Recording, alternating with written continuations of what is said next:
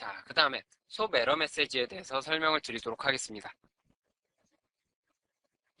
자, 제가 방금 전에 설명을 드리면서 자, 솝 바디에 어떤 내용이 포함될 수 있다 그랬죠?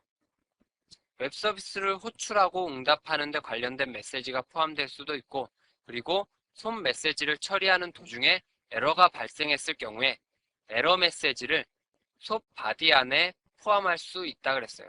만약에 클라이언트에서 서버로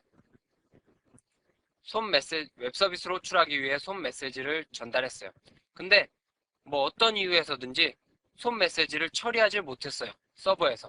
그러면은 서버에서는 클라이언트로 어떤 정보를 날려줘야 될 거예요. 에러 메시지를 보내줘야 되겠죠. 아, 나 어떤 이유에서 이런 네가 보낸 솝 메시지를 처리하지 못했다라는 에러 메시지를 포함시켜야 합니다.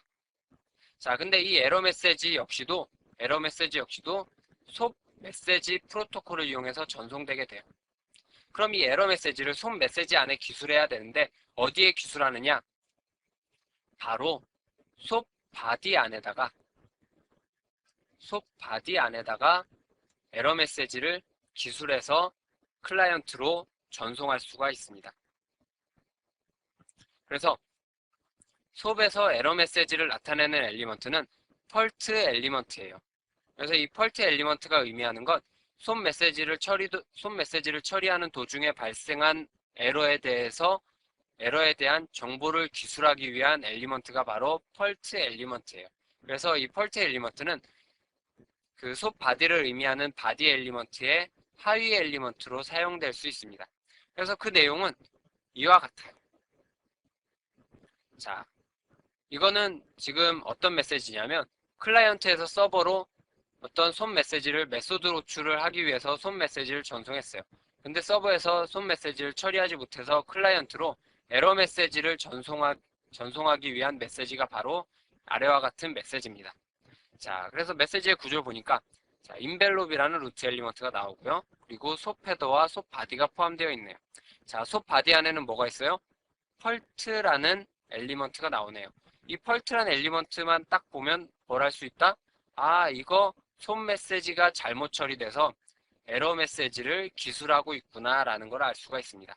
자, 그래서 이 펄트라는 엘리먼트 안에는 펄트 코드와 펄트 액터, 펄트 스트링, 디테일 이와 같은 네 가지 엘리먼트를 하위 엘리먼트로 가지고 있습니다. 이 펄트 코드는 솝 스펙에서 정의된 에러 코드를 기술하기 위한 엘리먼트가 바로 펄트 코드 엘리먼트예요. 자, 그 다음에 펄트 액터 엘리먼트는 이 솝 메시지를 처리하는 도중에 누가 에러를 발생시켰냐를 기술하기 위해 사용하는 엘리먼트가 바로 펄트 액터 엘리먼트예요. 그리고 펄트 스트링은 그 에러 원인을 스트링 형식으로, 문자 형식으로 구체적으로 기술하기 위해 사용되는 게 펄트 스트링 엘리먼트입니다. 그리고 디테일 엘리먼트는 뭐 추가적인 엘리먼트들을 기술하기 위해 사용하는 게 디테일 엘리먼트예요. 이 펄트 코드에는 어떤 그 코드들이 사용될 수 있냐면 이 펄트 코드라는 엘리먼트가 가질 수 있는 값은 솝 스펙에 정의되어 있습니다. 에러 코드가 정의되어 있어요. 그래서 어떤 것들이 있냐면 버전 미스매치, 그리고 머스트 언더스탠드, 클라이언트, 서버 이렇게 네 가지 중에 한 가지 값을 가질 수가 있습니다. 이 버전 미스매치는 자, 제가 한 가지씩 적으면서 설명을 드릴게요. 이 펄트 코드는 어떤 값을 가질 수 있느냐? 첫 번째, 버전 미스매치.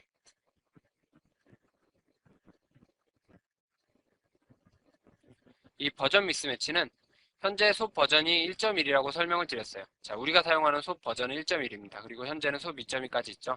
이런 솝 버전과 관련된 오류 정보를 포함하고 있을 때, 이런 버전과 관련된 오류 정보로 솝 메시지를 처리하지 못했을 경우에 버전 미스매치라는 그 펄트 코드를 사용을 하시면 됩니다. 자, 그 다음에 must understand라는 에러 코드가 있습니다.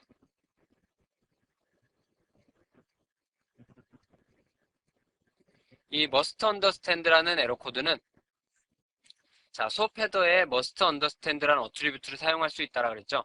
그래서 수업 헤더 안에 must understand가 1로 지정되어 있어요.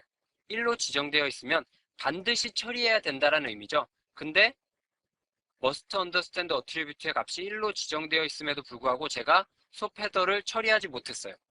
그러면은 에러가 발생하게 되겠죠. 그럴 경우에 사용하는 펄트 코드가 바로 must understand라는 코드예요.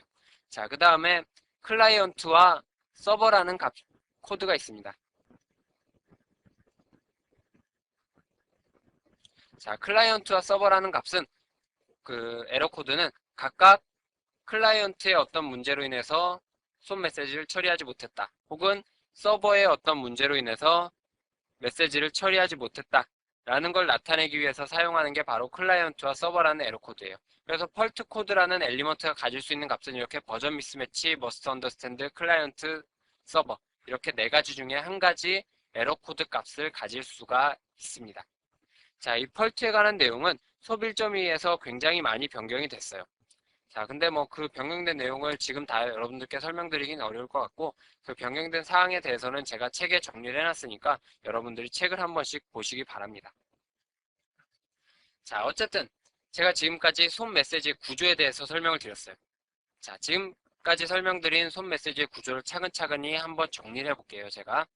자, 솜 메시지는 솜 파트와 첨부 파일을 의미하는 하나 이상의 어태치먼트를 포함할 수 있다 그랬어요. 그리고 솜 파트는 솜 인벨롭을 포함하고 있습니다. 그 다음에 솜 인벨롭은 솜 메시지의 추가적인 정보를 의미하는 솜 헤더와 웹 서비스를 처리하기 위해 실제 메시지인 솜 바디로 구성되어 있습니다. 자, 이 솜 헤더에는 웹 서비스를 호출하는 데 필요한 추가적인 정보를 기술하는 내용이 바로 솜 헤더인데 이 안에는 액터라는 어트리뷰트와 must understand라는 어트리뷰트를 사용할 수 있다라고 설명을 드렸습니다. 액터 어트리뷰트는 솜 헤더 내용을 누가 처리해야 될지를 지정하기 위한 어트리뷰트가 바로 액터 어트리뷰트고 must understand란 어트리뷰트는 해당 솜 헤더의 내용을 반드시 처리해야 되는지 처리하지 않아도 되는지를 지정하기 위한 어트리뷰트가 바로 must understand 어트리뷰트예요. 그 다음에 솜 바디에는 웹 서비스를 호출하는 데 필요한 실제 정보가 담긴 부분이 바로 솜 바디예요. 솜 바디에는 웹 서비스를 호출하고 응답하는 데 필요한 내용들을 기술을 할 수가 있고 그 다음에 솜 메시지 처리 도중에 에러가 발생했을 경우에 에러가 발생했을 때 에러의 내용을 기술하기 위한 곳이 바로 솜 바디입니다. 그래서 솜 메시지 처리 도중에 에러가 발생했을 때는 펄트라는 엘리먼트를 이용해서 에러의 내용을 기술할 수가 있습니다. 자, 그래서 펄트라는 엘리먼트는 하위에 펄트 코드, 펄트 액터, 펄트 스트링, 디테일 이렇게 네 가지 엘리먼트를 가질 수가 있고 자, 펄트 코드 솜 1.1 스펙에서 지정된 펄트 코드에는 버전 미스매치 그리고 must understand 그리고 클라이언트, 서버 이렇게 네 가지 에러 코드 중에 한 가지를 가질 수 있다라고 설명을 드렸어요. 이게 솜 메시지의 구조를 전부 다 여러분들께 설명을 드린 겁니다. 자, 그러면은 솜 메시지가 어떻게 처리되는지 한번 살펴보도록 하자고요. 솜 메시지의 처리 절차에 대해서 여러분들께 설명을 드리겠습니다. 자, 근데 솜 메시지의 처리 절차인데 보통 제가 다자간의 솜 메시지를 처리하는 솜 메시지가 처리될 수도 있다라고 설명드렸습니다. 자, 그래서 이번에 제가 여러분들께 설명드릴 내용은 다자간의 솜 메시지가 처리될 경우에 여러 개의 노드를 거치면서 솜 메시지가 처리될 경우에 솜 메시지가 어떻게 처리되는지 그 과정에 대해서 설명을 드리도록 하겠습니다. 그래서 솜 발신자가 우선 웹서비스 중개자 A라는 애한테 솜 메시지를 보내면 솜 A라는 노드가 솜 메시지를 처리하고 나머지 솜 메시지를 다시 B라는 애한테 보냅니다.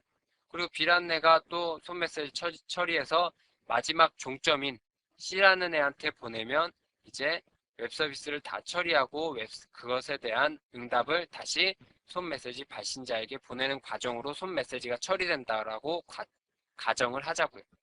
자, 그럼 서비스 중개자가 하는 역할은 뭐냐? 그러니까 A라는 노드와 B라는 노드가 하는 역할은 뭐냐? 자, 우선 솜 헤더에서 자신이 처리돼야 될 헤더 정보가 있는지 액터 어트리뷰트를 보고 판단을 합니다.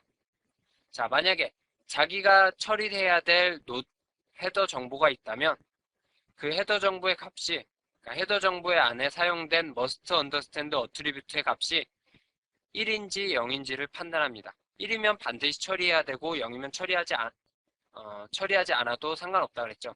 그래서 must understand attribute의 값이 1이면 반드시 해당 수업 헤더 블럭을 처리를 합니다. 만약에 처리하지 못했다라면 수업 폴트라는 에러 메시지를 작성을 해서 클라이언트, 그러니까 수업 메시지를 보낸 사람한테 전송을 하게 되겠죠. 만약에 헤더 정보를 잘 처리했다면 자신이 처리한 헤더 정보를 제거한 후에 다음 사람에게 수업 메시지를 전송을 해줍니다. 그래서 이와 같은 과정을 거쳐서 수업 중계자를 다 거쳤다라고 가정을 하죠. 그럼 마지막 수업 메시지를 처리하는 사람은 어떤 일을 해야 되느냐?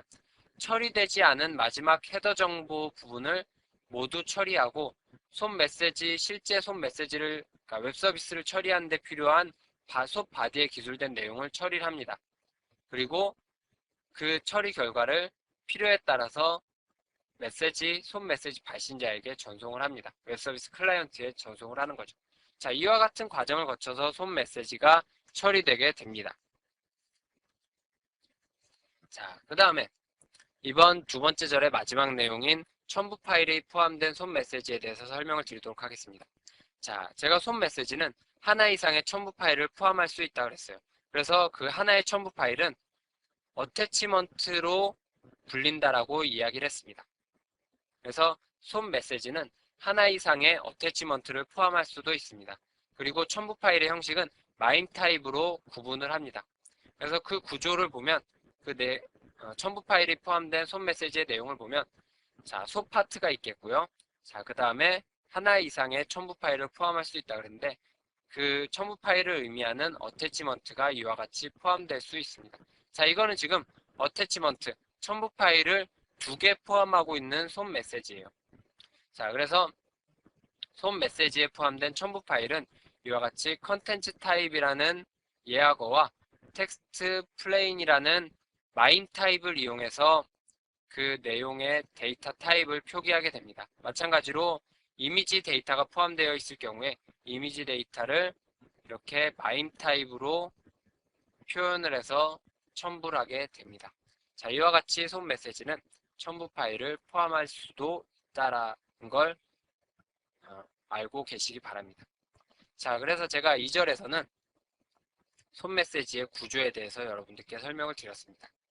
자, 그리고 이 수업 메시지의 내용에 관해서는 이 뒤에도 계속적으로 나오기 때문에 여러분들이 수업 메시지를 보는 데 있어서 지금 딱히 이건 이런 거야 외우거나 그러지 않더라도 앞으로 많이 볼 거기 때문에 아마도 여러분들이 몇 번 보다 보면 눈에 익을 거라고 생각을 합니다. 자, 어쨌든 이 장 강의, 두 번째 절 강의는 여기까지 하도록 하겠습니다. 수고하셨습니다.